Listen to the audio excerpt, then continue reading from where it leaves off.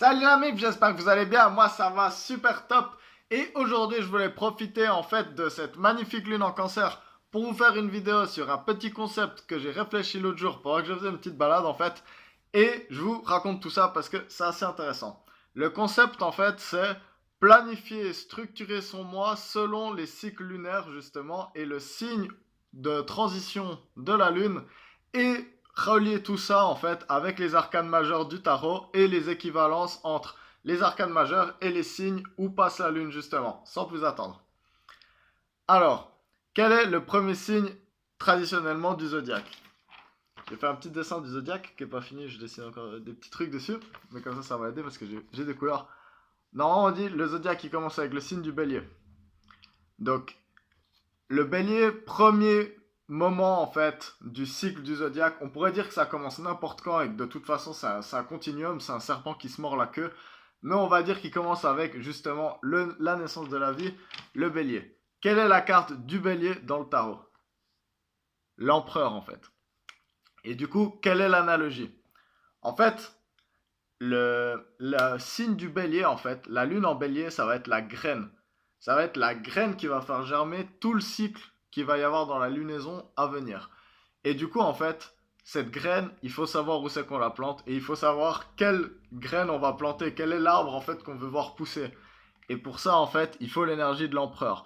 L'empereur, c'est l'autorité totale. Parce qu'il faut s'imaginer, justement, chaque nouvelle lunaison, mais on pourrait dire aussi chaque année ou chaque journée, même, on pourrait se dire, en fait, c'est un nouveau cycle. C'est un cycle qui commence. Et pour commencer, on doit savoir ce qu'on veut, en fait. Et du coup, l'empereur, c'est exactement cette carte. L'empereur, il sait ce qu'il veut et il a l'autorité totale et absolue, en fait, sur ce qui va se passer. Et je trouve que c'est une bonne chose, justement, de commencer les cycles avec cette autorité totale. Parce que ça nous donne, en fait, chaque mois, chaque jour, chaque année, selon comment vous voulez faire ce cycle, vous pouvez même diviser ça dans l'ensemble de votre vie. En fait, c'est ça qui est intéressant avec ces cycles métaphoriques, en fait, c'est que ils sont transmutables dans plein de domaines de votre vie. Justement, vous choisissez qu'est-ce que vous voulez faire, quels sont vos grands objectifs ce mois, qu'est-ce qui vous motive, bélier, signe de feu, qu'est-ce qui vous fait bouger, qu'est-ce qui vous dit ah ouais, ça vaut la peine que je me lève et que je commence, que je parte à l'inconnu justement et puis que je me lance dans une nouvelle aventure. Les premiers jours, je rappelle, pour changer de signe, la lune elle met environ 2 jours et demi pour changer de signe, donc on va dire 3 jours pour arrondir. Les 3 premiers jours du cycle lunaire, demandez-vous qu'est-ce que je veux accomplir ce mois-ci. Et puis commencez à réfléchir avec ça. Pas d'obstacle, ça c'est plus tard. Le bélier il fonce, il se dit moi je veux ça, j'y vais. On verra plus tard le plan. Deuxième étape, on a commencé avec le feu, on alterne avec la terre, une énergie plutôt masculine, métaphoriquement, une énergie plus féminine, métaphoriquement aussi. Quelle est l'équivalence du taureau dans les arcanes majeures? C'est le pape, la carte du pape. Alors, le pape, il représente beaucoup de choses en fait. Mais il faut se dire, on revient de l'empereur. On revient de la carte de l'empereur en fait, du cycle du bélier. Et on a décidé, ok, maintenant j'ai cette énergie d'impulsion, j'ai toutes ces énergies nouvelles de mettre des graines, de faire germer les projets. Maintenant j'ai poussé les choses, maintenant je dois être fixe. Le taureau, on se rappelle, le plus têtu de tous les signes. C'est cette énergie de Charles Ingalls, il arrive avec l'énergie du bélier dans le Far West, dans le nouvel endroit, il arrive avec sa famille, maintenant il est temps de construire une maison, de rester et de vraiment faire en sorte que le plan qu'on a commencé, il fonctionne en fait. Et l'énergie du pape, c'est l'énergie qui va permettre en fait de vraiment maintenir les énergies de l'empereur.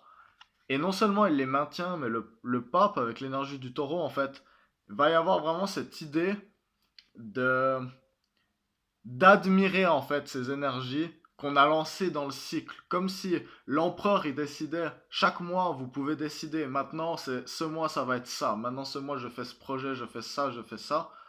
Et le pape c'est cette énergie qui permet de continuer sur l'élan de l'énergie du bélier dans l'endurance et de vraiment reconnaître le projet qu'on est en train de faire. Donc que ce soit, ça peut être relationnel, professionnel, ça peut être des défis passionnels, artistiques, ça peut être plein de choses justement. C'est ça qui est intéressant, ces énergies, elles transpercent justement un peu les domaines de la vie.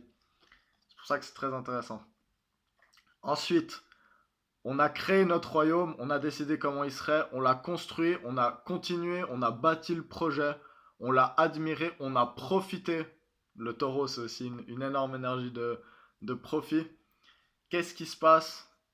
Rencontre de soi-même, de ce qu'on aime et rencontre avec les autres. Alors, les amoureux, c'est l'analogie du Gémeaux. Donc les 3 jours qui suivent, c'est les jours du Gémeaux. Alors, bon, je pourrais parler du signe du Gémeaux et de son énergie pendant des heures et des heures et des heures. C'est une énergie que j'ai beaucoup. Et elle est très complexe, très très complexe. Et les amoureux, c'est une carte assez complexe aussi à comprendre parce que si souvent les amoureux, elle va parler de la rencontre avec quelqu'un, elle raconte énormément aussi la rencontre avec soi-même en fait. Et avec le propre dialogue interne. Et du coup, qu'est-ce qui nous fait vibrer? L'amoureux, c'est découvrir en fait par la curiosité. Curiosité, c'est un mot très important du concept de l'amoureux. Découvrir qu'est-ce qui nous identifie, qu'est-ce qui identifie les autres, qu'est-ce qu'on aime.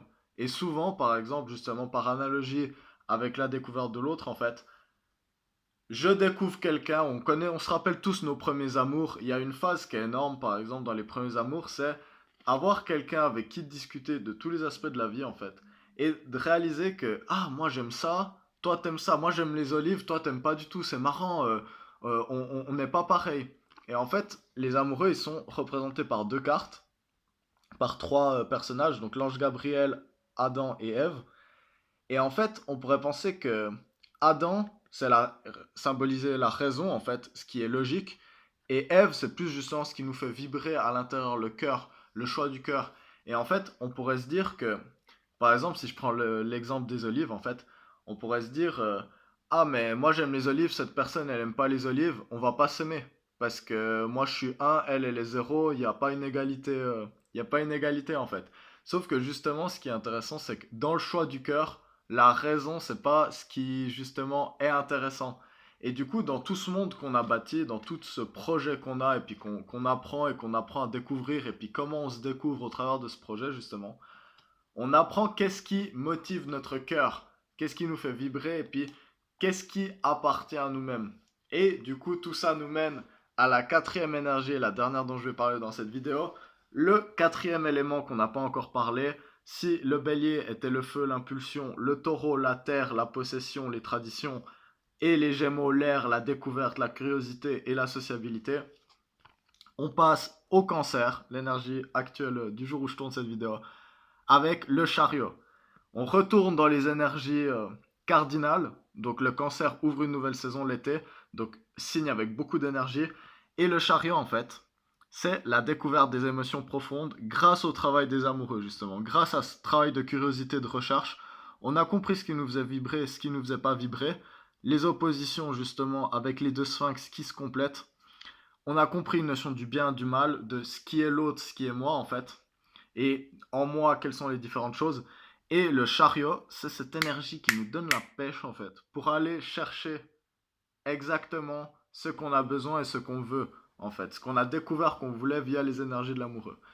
Et du coup, le chariot, on le voit, c'est un mec qui est dans un chariot en béton méga lourd en fait, et il a une baguette magique pour diriger les 2 sphinx. Il va pas les fouetter comme ça, donc il y a une notion de, on a compris ce qu'on voulait et on va modeler le monde extérieur à nous en fait pour pouvoir aller obtenir ce qu'on veut. On sait que le cancer c'est un signe qui peut faire preuve, qui peut être très fainéant si tout va bien, il va rester dans ses émotions, il a besoin un peu d'être cocooning, mais par exemple un cancer qui veut donner quelque chose pour sa famille ou une maman au cancer qui veut défendre ses enfants, il n'y a rien de plus énergique que ça. Donc déjà, un cancer, vous faites quelque chose à ses enfants, il va vous égorger, vous tuer. Ça, c'est un petit détail, mais sachez-le, très important. Sous les apparences très douces, si vous touchez aux proches d'un cancer, il va pas du tout aimer.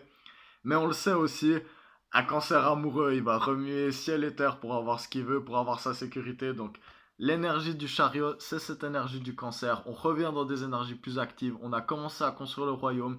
Et maintenant, on découvre toute l'émotion, tout le côté spirituel qu'il y a dedans. Les 2 sphinx représentent aussi la notion du bien et du mal qu'on a.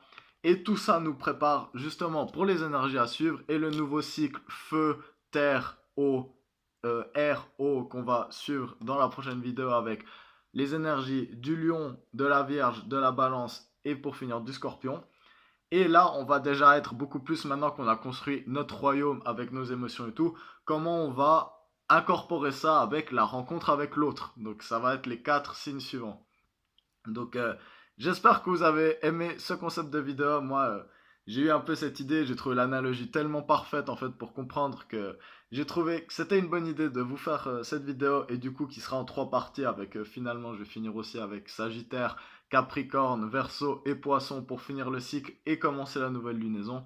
Donc j'espère que vous vous portez tous bien et quand vous voyez cette vidéo, plein de bisous à vous et on se retrouve tout bientôt. Allez, ciao ciao.